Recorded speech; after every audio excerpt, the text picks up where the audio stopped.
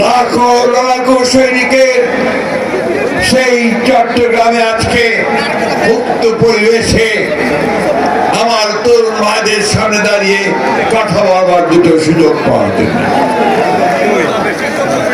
প্রিয় তরুণ ভাইয়েরা, আমি আমার বক্তব্যের শুরুতেই সম্মান জানাতে চাই, স্মরণ করতে চাই আমাদের সেই মহান নেতা, মহান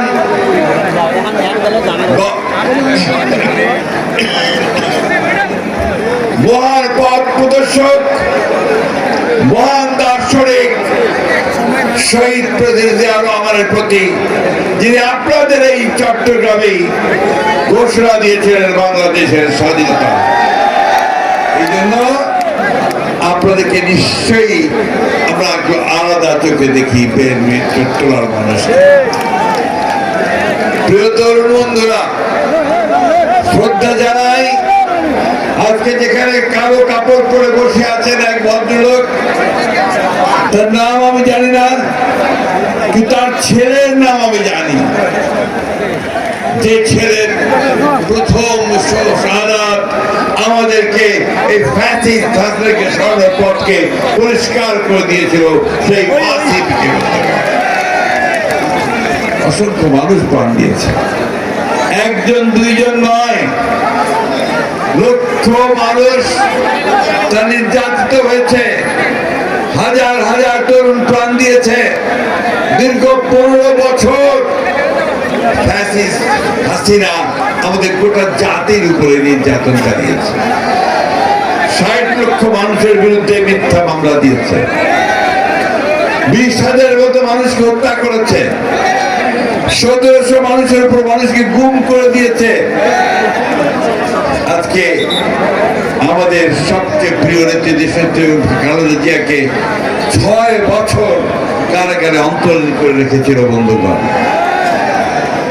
আমাদের তরুণ নেতা, যার দিকে আজকে সারা বাংলাদেশ তাকিয়ে আছে, সেই নেতা তারেক রহমান সাহেবকে এখনো দেশে ফিরতে পারেননি। বন্ধুগণ, এই অবস্থার অবসান হয়েছে শুধুমাত্র আমাদের তরুণ ভাইদের জন্য। বন্ধুগণ, এই জন্যই আজকের এই সমাবেশ। আমি ধন্যবাদ, কৃতজ্ঞতা জানাতে চাই আমাদের নেতা জনাব তারেক রহমানকে, যে তারই পরিকল্পনায় আজকে আমাদের তরুণ নেতারা এই স্বেচ্ছাসেবক দল, যুব দল, ছাত্র দল, তাদের সমবেত প্রচেষ্টায় আজকে একটা অভাবনীয় একটা সমাবেশ এখানে সংগঠিত হয়েছে। বন্ধুগণ, ধন্যবাদ আপনাদেরকে। আমরা একটা কঠিন সময় অতিক্রম করছি, আমরা একটা, আমি বলি যে কিছুটা অস্বাভাবিক সময় অতিক্রম করছি। কারণ হাসিনা পালিয়েছে, তাই না? কি হাসিনা পালিয়েছে কিনা? কন্যা কেন হাসিনা পালাইছে, কিন্তু তার প্রজাতারা এখন আছে, তারা এখনো ষড়যন্ত্র করছে বাংলাদেশে আবার তাদের রাজত্ব প্রতিষ্ঠা করবার। পারবে নাকি বন্ধুগণ? আমাদের তরুণদের সামনে তার টিকে থাকতে পারবে? তাদের ষড়যন্ত্র চক্রান্ত কি সফল হবে? হবে না বন্ধুগণ।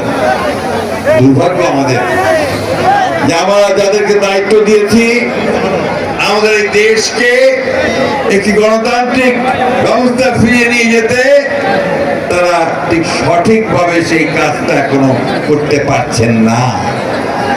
ফলে মাঝে মাঝেই বিভিন্ন রকম সমস্যার সৃষ্টি হচ্ছে।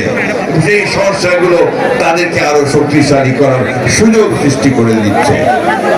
বন্ধুগণ, আজকে যখন আপনারা এখানে সভা করছেন, তখন আরেকটা সভা হচ্ছে আপনাদের নিউ মার্কেটে,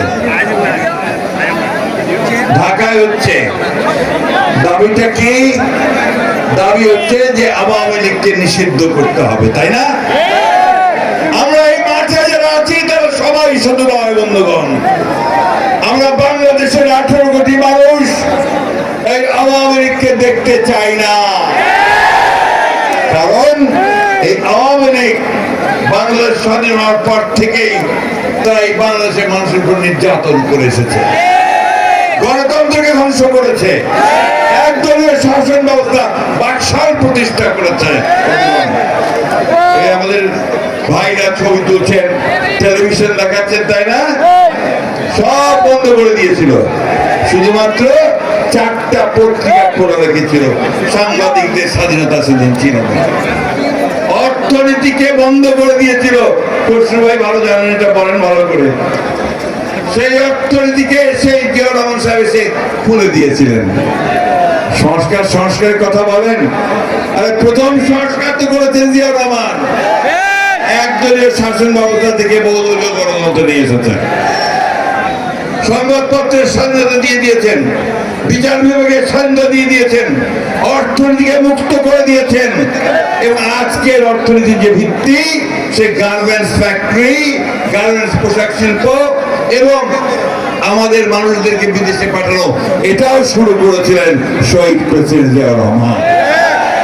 আর আমাদের নেত্রী দেশনেত্রী বেগম খালেদা জিয়া, তিনি 9টা বছর শহীদ প্রেসিডেন্ট জিয়াউর রহমানের শাহাদাতের পরে গণতন্ত্রের জন্য পথে পথে মাঠে ঘাটে ঘুরে ঘুরে বেরিয়ে গণতন্ত্রকে ফিরে নিয়ে এসেছেন এরশাদকে পরাজিত করে। তিনি আমাদেরকে পার্লামেন্টের ডেমোক্রেসি দিয়েছিলেন। আর একই সঙ্গে গণতন্ত্র যেন ভালোভাবে যায়, একটা গণতান্ত্রিক কালচার যেন তৈরি হয়, সেই জন্য তিনি কেয়ারটেকার গভর্নমেন্ট ব্যবস্থা পার্লামেন্ট আমাদের সংবিধানে নিয়ে এসেছিলেন। বন্ধুগণ, কিছু কিছু মানুষ সব ভুলে যায়, সব ভুলেই দিতে চায়, মনে করে যে তারা বাইরে থেকে লেখাপড়া শিখে এসে শুধু আমাদের সামনে কিছু সুন্দর সুন্দর মুখরোচক কথা বললেই